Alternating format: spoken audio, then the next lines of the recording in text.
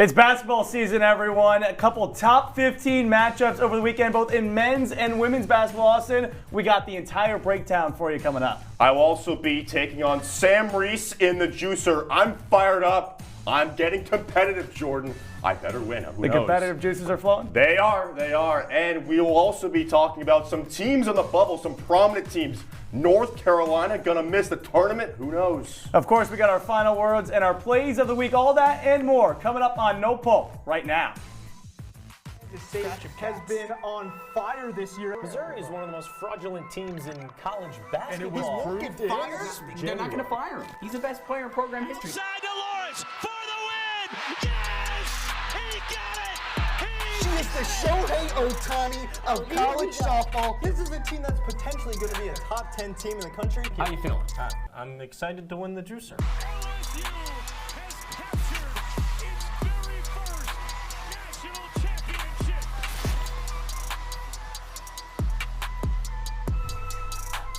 Welcome into another edition of No Pulp here on CitrusTV. Austin Barach, Jordan Leonard. It's hoop season, Austin. I know you had a game earlier this night, but you guys didn't come out with the win? Come on now. No, we lost. It was 42-35. We did not hit a shot for the final 5 minutes. A lot to improve upon. Yeah, seriously. There was a lot of games in college basketball this weekend that were a lot more fun to watch than Austin's intramural game, especially that Houston win in double overtime over Kansas, 92-86. The Cougars get the win at Kansas, and Austin down the stretch. Kansas, man, did not want to win this game. They gave it up in regulation when they're up by 4 with 16 seconds left, and then in overtime as well. Yeah. They just didn't want to get a home win. Crazy. You know, I entered this game, I was like, this is a classic spot where Kansas is going to be the better team. They were home dogs. That never happens. I liken that to Alabama football being home dogs to Georgia back on September 28th. But Houston had a 0.4% chance to win this per Ken Bomb, down 6 with DeJuan Harris at the line for 2 free throws with 20 seconds left in overtime. An all-time choke job. Emmanuel Sharp with a long three-pointer from the right wing.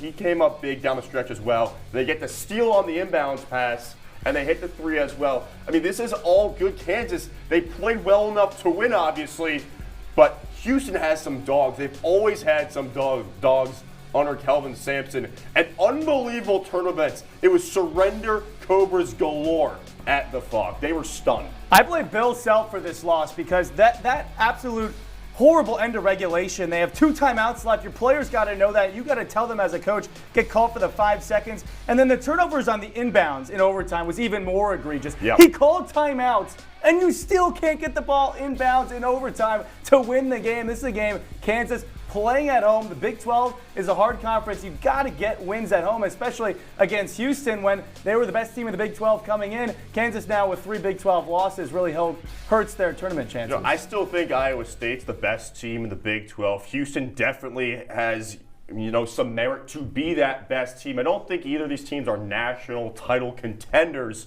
but a lot more stock up on Houston than Kansas. Kansas might be a round of 32 bounce, potentially. All right, let's move from the men's side to the women's side. A top 5 tilt over the weekend between LSU, South Carolina. South Carolina comes out on top, 66-56. Still just 1 loss for them. After the game, Kim Mulkey, the head coach for LSU, what else is new? She has stuff to talk about. I don't know that I've ever coached against a team that's got 10 McDonald's All-Americans on a roster. How do you even keep 10 on the roster? And that's what we face today. Strange noise there from Coach Mulkey, Jordan. I mean, South Carolina has now won 54 straight conference games at home. They are an absolute wagon. They really stifled LSU when it mattered the most in the third quarter. They were simply the better team with all those great players. You mentioned the noise. It reminds me of watching you watch college basketball. When you see anything, like a Gortat screen, for example, you just can't hold in your emotion. That was what Kim Mulkey was showing. I mean, what a great game on the defensive side overall for South Carolina. Held LSU to 30% from the field.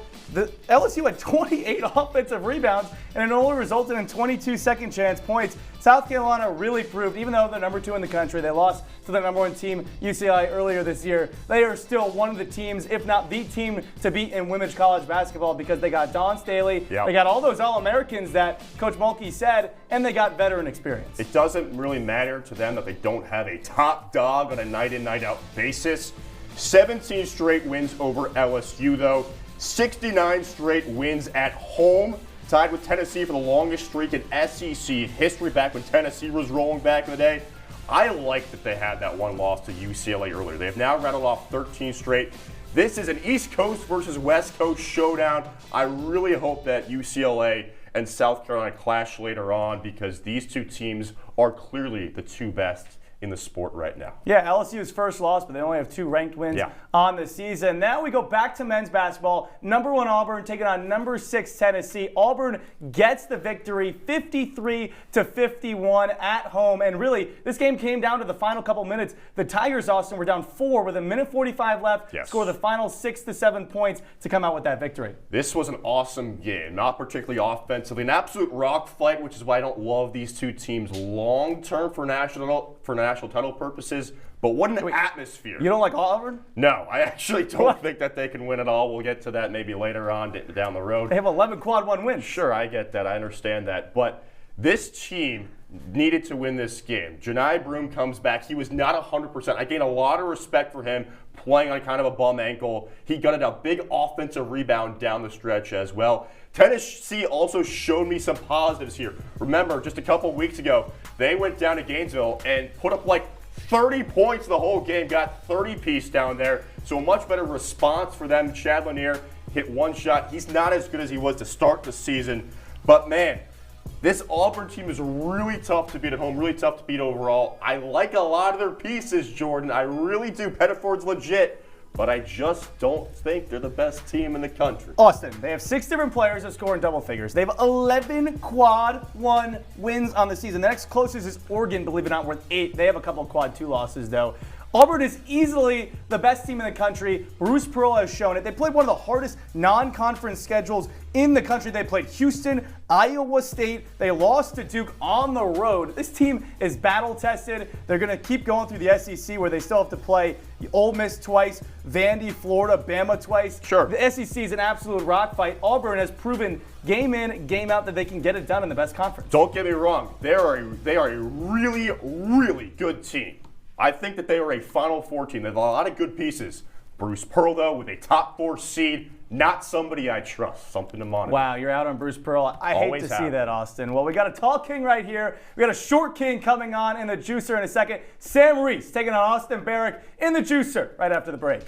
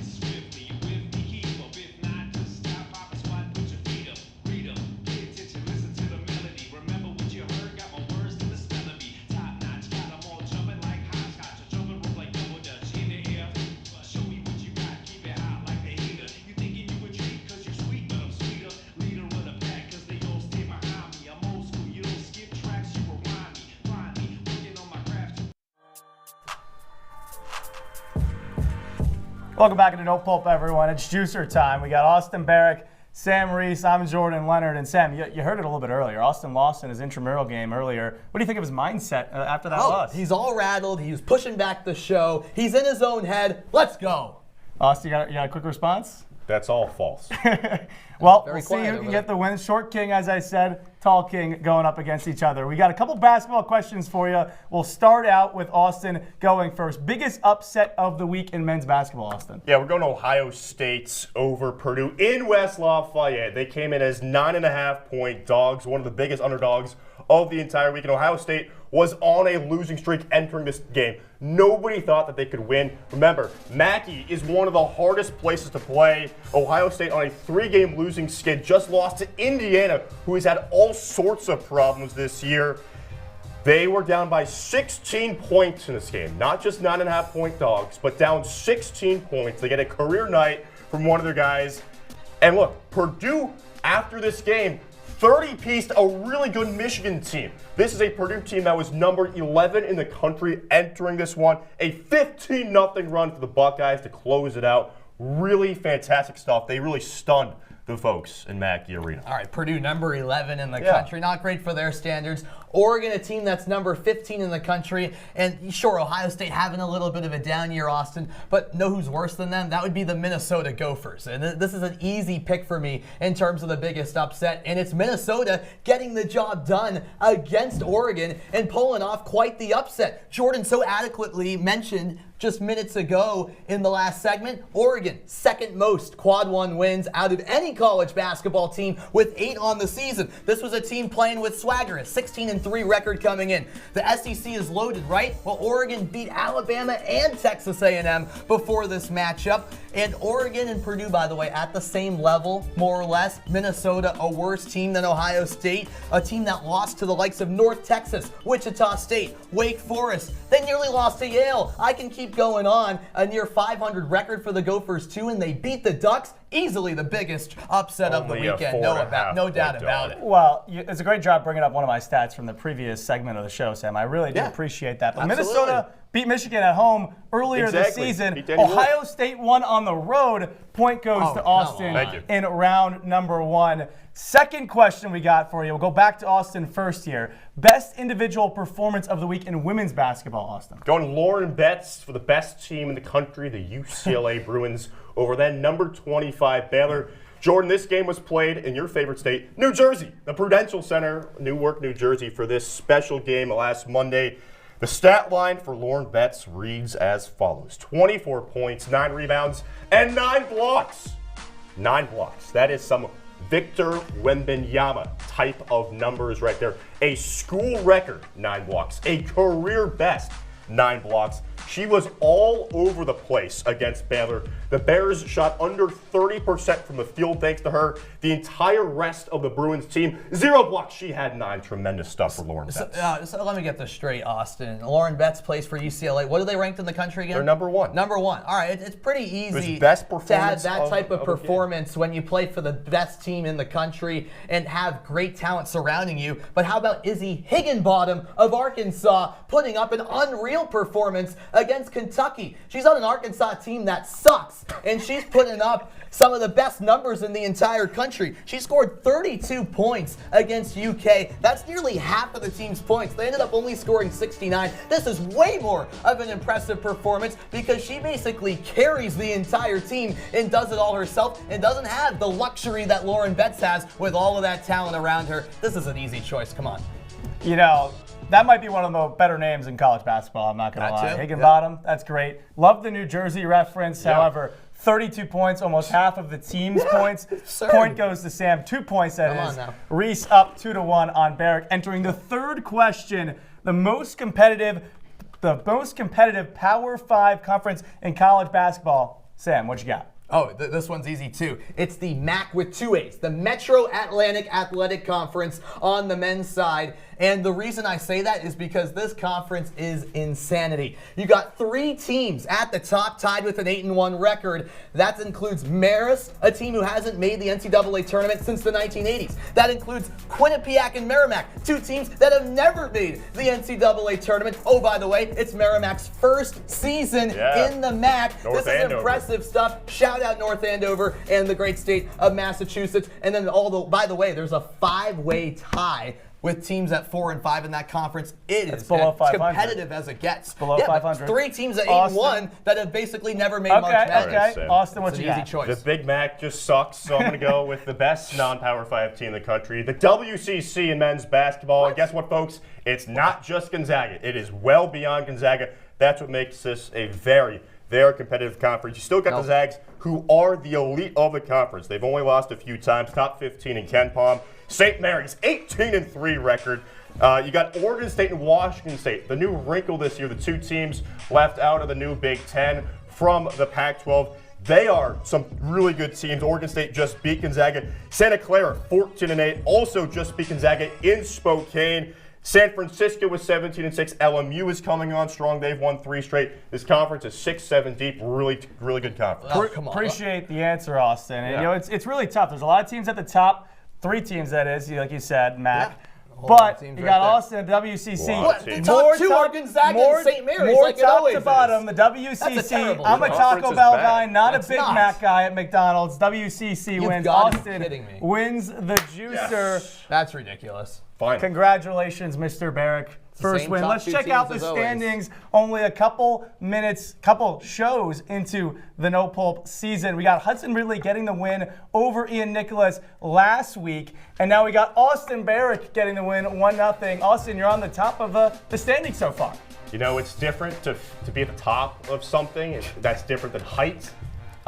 This is an unfamiliar feeling. I'm here to win it all this year. I'm not satisfied by this, but this is a great start. Congratulations on the opening win. We got to hit another break, but when we come back, we're talking bubble teams. We got a meter with our faces on it. You're going to want to see it after the break.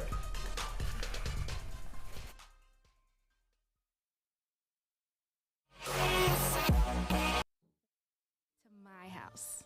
Lately, not my happy place. Everybody's pretty tired of each other. The parents were not themselves. My little brothers were morphing into small creatures. The walls were closing in. Clearly, a case of too much family, too close, 24/7. And there's a lot of that going around right now. If this sounds like your house, try going someplace new. YourLifeYourVoice.org. You'll find lots of ideas to help you handle the family stresses of being confined to close quarters. YourLifeYourVoice.org. It might not get you out of the house, but it could help you find a little more breathing room.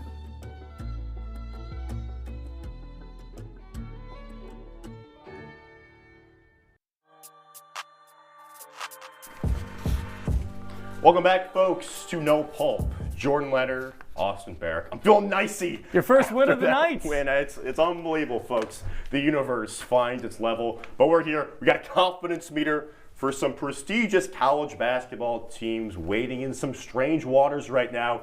Only like 10 to 12 regular season games left before conference tournament action picks up in mid-March. And we're talking about UCLA, Texas, and North Carolina. The first team we're talking about are the UCLA Bruins. We touched on it a little bit earlier, but Jordan, we're going from 0 to 100 for confidence in these teams making the NCAA tournament. I go to you first.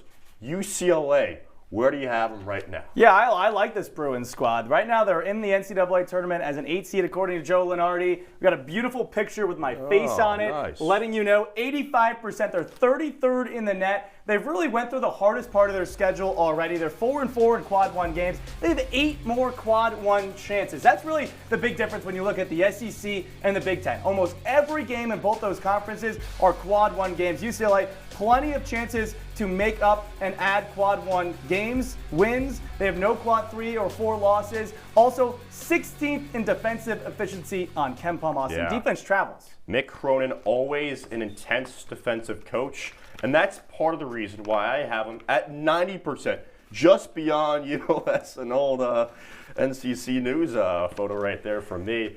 Look, this team, there's been a lot made about going east, right? All this travel with the new Big Ten. Mick Cronin had some weird comments about it. They only travel 2 more times. They don't travel again until February 11th. They go to the states of Illinois and Indiana, respectively. Only those 2 states, 2 more times total. They play the rest of the games at home.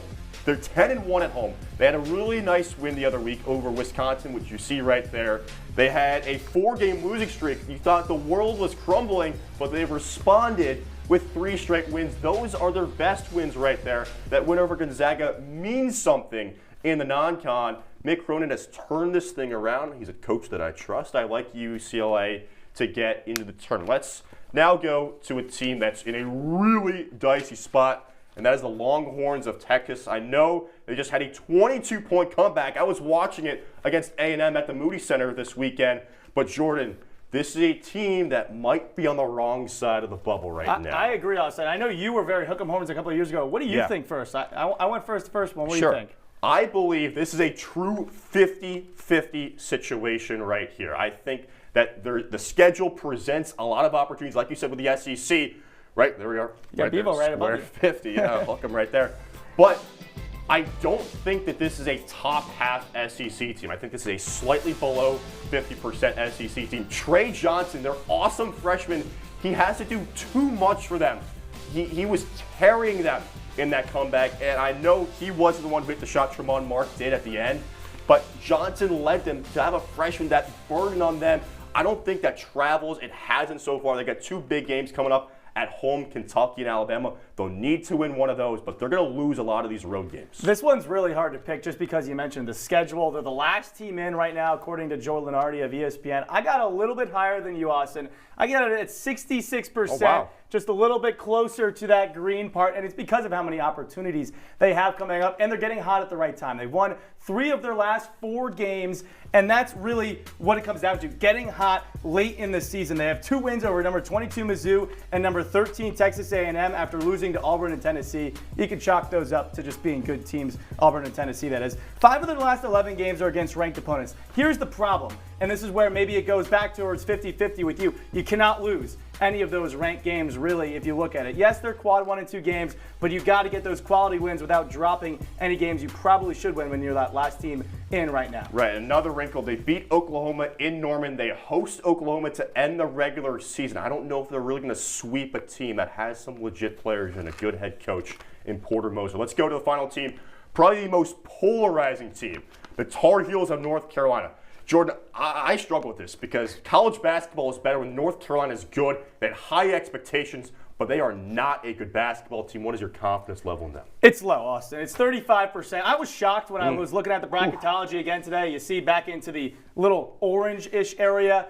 How are they in the NCAA tournament right now? They have not won a big game all season long. 1 quad 1 win, and it's against a UCLA team that we're talking about that is on the bubble right now. Yeah. Yes, they have 5 Q1 opportunities because they play Pitt, Duke, Clemson, 3 of the next 4. But I have no confidence that they're going to get any wins because all 3 of those games are on the road. They have no quality wins. Yes, they have no real bad losses, but I can't think that they're going to win games late in the ACC. And the ACC is a bad conference. They're not weighted as much as an SEC win or a Big Ten win. It's the brand value that has kept them on the right side of the bubble right now. I have them a little bit higher at 45% right there. But I still believe it's under 50, right? They already have 8 losses. Their upcoming schedule, they got to go at Pitt, at Duke, home Pitt, at Clemson. That's a really tough slate right there. Obviously, they played Duke twice. This team is like, their guards aren't performing. RJ Davis is good, but he's not the great player that Carolina fans wanted to see out of him. Elliot Cadeau, really good talent, but he struggles with turnovers a lot and bad decisions. Jalen Washington, he's a guy that a lot of people had high hopes for. He's just not that guy. He's not that guy. Hubert Davis has been frustrated all season long. They've had some strength performances. We were there in New York City when they beat UCLA at MSG. The name brand goes a long way, but in the ACC where wins don't matter as much as they do in the SEC, the opportunities, like you say, aren't there. It's going to be tough. Well, and when you look at the Wake Forest loss head-to-head, Wake Forest has more quad one wins and no bad losses. How are they not in the tournament over UNC right now? Scott Forbes, he doesn't carry the same weight, I guess, as Hubert Davis and the North Carolina Tar Heels. All right, this was awesome debate. Coming up next, though, we're closing out shop with our final words and our plays of the week. Awesome stuff ahead, including lacrosse season. Hey now.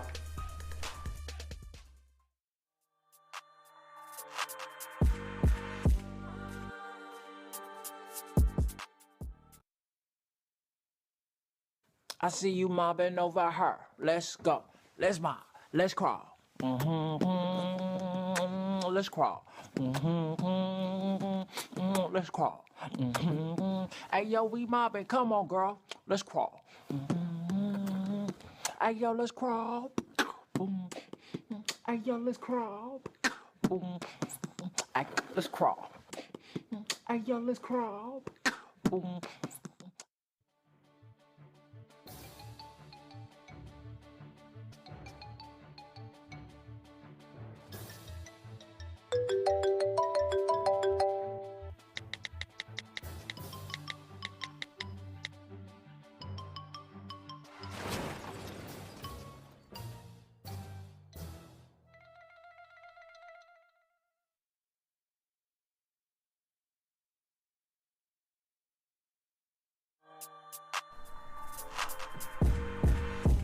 It's my favorite time of the week.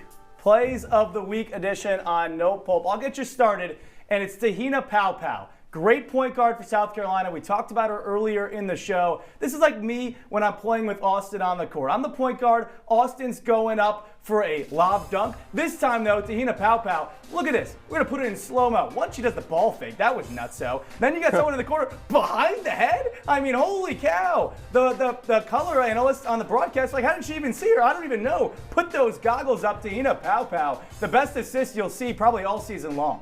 That's awesome stuff, Jordan. That reminds me of Rajon Rondo to Ray Allen back in the day. For my play of the week, we're going defense here. Emmanuel Sharp, I forget if he was the overtime or the double overtime, but this caught my eye in the moment. I was like, my goodness, what a play from Emmanuel Sharp. You see him in the lower corner, and he's sliding down, and he just rips the ball away. His momentum is taking him to the ground. He is on the ground, and he's got the presence of mind to swipe it away from the offensive player. Big time spot. Kansas was already on their heels. You'll see it here again. Watch him that lower left screen. He's sliding, and he pokes it away with the right hand. Great stuff from Emmanuel Sharp. That's how you know Austin's ingrained in basketball when he points out a defensive play on the play of the week. But I'm here to talk about college lacrosse. This is a transformation year for college lacrosse. 3 out of the 22 players all time to record over 300 points graduated this past season. The all-time leading goal scorer in the NCAA history, Peyton Cormier, also graduated from Virginia. Duke, for example, lost 800 combined points from their attack. With all this change, it opens it up right for Syracuse men's lacrosse to win the national championship this year. The Orange returned practically everyone on all sides of the ball. Joey Spallina, Michael Leo, Billy Dwan, Riley Figueres, all juniors. You have the older guys that bring the veteran presence, Sam English, Owen Hills, Jackson Pertwhistle. You got the young guys and John Mullen at the X, Jimmy McCool and net, Gary Gate in his 3rd year, Pat Marcher, the offensive coordinator spot, John O'Dear. See how much continuity there is on this team? This is nuts. The Orange are ranked number 2 in the preseason poll. They take down Notre Dame, prevent the three-peat, Austin. That's awesome stuff, Jordan. Foxborough, Mass will be the site of that one. Speaking of three-peats, Notre Dame men's lacrosse going for that one. But let's talk about this. The Kansas City Chiefs are 1 win away from three-peating as Super Bowl champions for the first time in NFL history. The Lakers in the early 2000s, the last North American pro team to get the three-peat. So that got me thinking here. In men's college hoops, the three-peat is almost unheard of. Only John Wooden's UCLA Bruins have accomplished it. They won 7 straight from 1967 to 73. Besides them, though, only 7 programs have pulled off even the back-to-back natties. UConn, of course, you see right there with Dan Hurley, the most recent example. They are not going to three-peat. It's tough. I like Duke to win it all. But here's the thing. You need an awesome core group of players, an elite motivator of a coach, enough new players to keep things interesting, and some luck. And that's just to win 1 title. Everything gets harder when you have to defend your title. The disease of more. And then to defend it again, it's ridiculous. As a Patriots fan, I don't like that the Chiefs might repeat. But as a sports fan, I appreciate the greatness of this KC run. America hates the Chiefs. Does America hate UConn? Did America hate the 07 Florida Gators with Al Horford? Do they hate the 1946 Oklahoma A&M Aggies? Maybe not. World War II just ended. That bigger things going on right there. Some teams are really special, and there's nothing that normal folks like you can do about it. Appreciate the greatness of some of these teams going for the three-peats. You know, Austin, you mentioned what people hate. People might hate Dan Hurley right now with his comments during that game. He's the best bleeping coach in college basketball. What'd you think? I thought that he has earned the right to be that guy. Everything that he stands for, he has accomplished. Goes back to his days as a player with his brother Bobby. His dad was always on him all the time. But this team, he does not have a championship caliber team this year, so he's getting out more anger on the referees than usual. I agree, but you can't be complaining about when the cameras are on you. You're the best coach in college basketball. You got to know that the cameras are going to be on you. And complaining about the refs at this point in the season, I mean, come on. UConn, not a great team. We already know that. Let's be real. Be real with yourself, Dan Hurley. That's all you need to know. He's Austin Barach. I'm Jordan Leonard. It's been No Pull. Enjoy the rest of your night.